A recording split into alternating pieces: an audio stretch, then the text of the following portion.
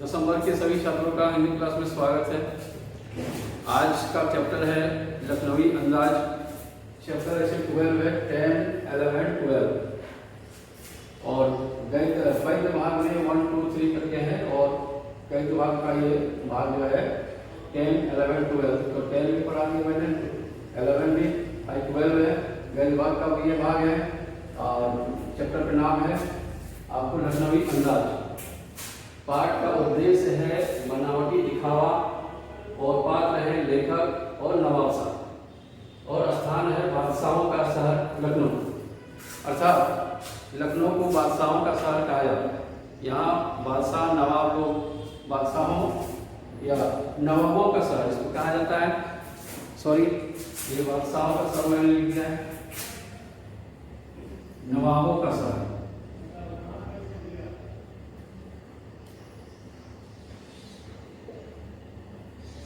नवाबों का शहर लखनऊ कहा जाता है, लखनऊ को कहा जाता है। हम लोग आते हैं कि इस पाठ में ये लेखक है जसपाल और ये व्यंग्य लिखते हैं। व्यंग्य मतलब होता है कि किसी का उपहास करके, किसी का मजाक उड़ा करके उसकी बातों को कहना।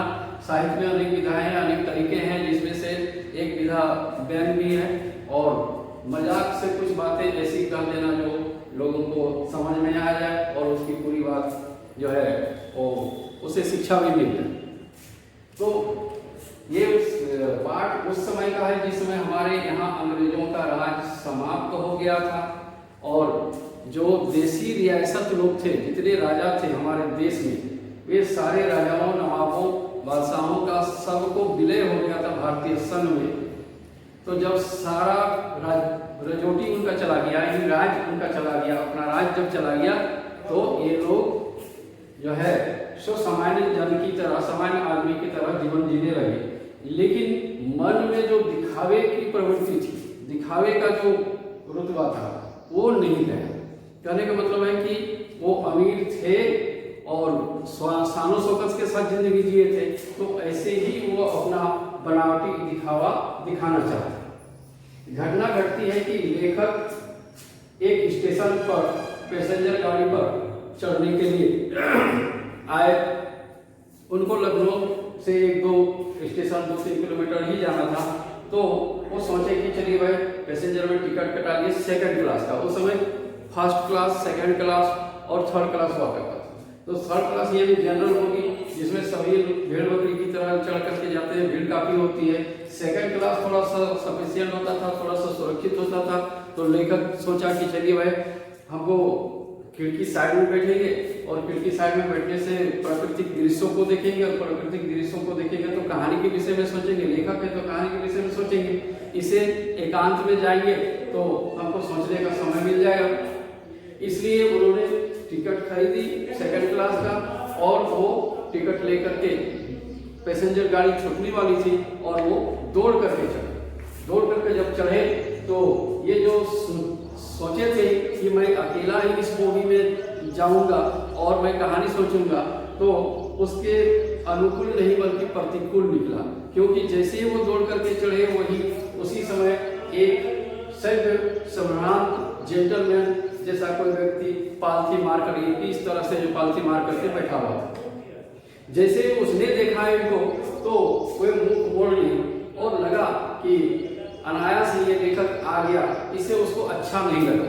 वो भी सोच रहा था कि हम अकेले जा रहे हैं और वो क्योंकि नवाब था और नवाब एक ट्रेन पैसेंजर में जो है सो सफर कर रहा है, ये लोग नहीं देखे, इसलिए भी उन्होंने एकांत रहने के लिए 2nd क्लास का टिकट वो भी कटा लिया था और वो भी पहले से जाकर के बैठा हुआ था। तो इसको देख करके जब ऐसा नहीं लगा तो ये साइड में बैठ गए। ये भी सोचा कि भाई दोस्ती करना, मुंह मोड़ लिया तो दोस्ती करना नहीं चाह रहा था, दोस्ती ये भी नहीं किया। उसके बाद कुछ देर के बाद इधर उधर खिड़की तरफ देखने लगा और जाने लगा। फिर ये बैठ गया। बैठने के बाद उसकी प्रक्रिया शुरू होती है। वो व्यक्ति अपने साथ में 2 खीरे लाए थे। 2 खीरा लाया था। वो लखनऊ का बालम खीरा, जैसे खीरा का अलग अलग नाम होता है उसी तरह से वो बालम खीरा कहा जाता था। तो 1-2 छोटे छोटे 2 खीरे थे। कुछ देर के बाद उन्होंने सोचा कि भाई चलिए अगर रास्ते में थोड़ी सी मन बहलाव, जैसे लोग टाइम पास करने के लिए मूंगफली खाते हैं और कुछ खाते हैं, लंबा सफर होता है, लेकिन ये जो है वो खीरा खरीदे। अब खीरा मान लीजिए खरीद करके जो बेचने वाला होता है वो लोग बढ़िया से काट करके, गोद करके, छील करके और नमक मिर्च सारा चीज भुनका करके तुरंत दे देता है 2 मिनट में। तो ऐसा इन्होंने नहीं किया, बल्कि अपने ही खरीदा था और अपने साथ सारा जुगाड़ बनाया। अब देखिए उसको पहले वो निकाला खीरों को, लोटा में नीचे पानी रखा हुआ था, वो पानी निकाला, फिर खिड़की के बाहर वो धोया। उसके बाद जो है सो ये तौलिया था, तौलिया को झाड़ा और तौलिया को झाड़ करके उस पर खीरे को रख दिया। उसके बाद वो तरीके से खीरे का अगल भाग को, आगे भाग को काटा और काट करके उसको गोद किया, गोदने के बाद उसका झाग निकाला, झाग निकालने के बाद उसको फाड़ा, फाड़ने के बाद जो है सो लेखक को कहा कि महाशय आप खीरा फरमाएंगे, यानी खीरा खाएंगे? तो इन्होंने कहा नहीं हम नहीं खाएंगे। तो नहीं खाएंगे तो नहीं बोल दिया। अब आदमी जब एक बार नहीं बोल देता है तो जल्दी हाँ नहीं बोलता है, मन रहने पर भी हाँ नहीं बोलता है। तो इस तरह से वो फाड़ने के बाद उसमें नमक मिर्च और इसमें डालने के बाद वो पानी जैसा उसमें लिपाने लगा, तो उसके मुंह से भी पानी आने लगा। लेखक का भी मन मुंह से भी और नवाब के मुंह से। नवाब का मन तो है कि इस तरह से पानी की मिल जाकर तो खा लेते, लेकिन एक बार ना कर चुके थे इसलिए ना बोल दी। और फिर जो है तो तरीके से पहले काटा, फिर छील करके फाड़ करके फिर उसमें नमक मिर्च का जिस तरह से खीरा बेचने वाला पराया करते हैं उस तरह से सारा चीज किया। करने के बाद जो है तो खीरे को एक एक करके सूंघता, पहले सूंघने के बाद हाँ बड़ा कितना सुंदर लगता है। और वो खीरा नहीं खा करके खिड़की के बाहर नीचे फेंक देता है। इस तरह से दूसरे खीरों को लिया, अपने नाक के पास लाया, उसको सूंघा और जैसे वो खा रहा हो, सारा स्वाद उसको आ रहा हो, उस तरह से खीरे को वो सूंघ करके एक एक करके दोनों खीरों में जितने फांके हुए थे, जितने फाड़ हुए थे, सारे को एक एक करके खिड़की के बाहर फेंकने के बाद फिर हाथ धोया।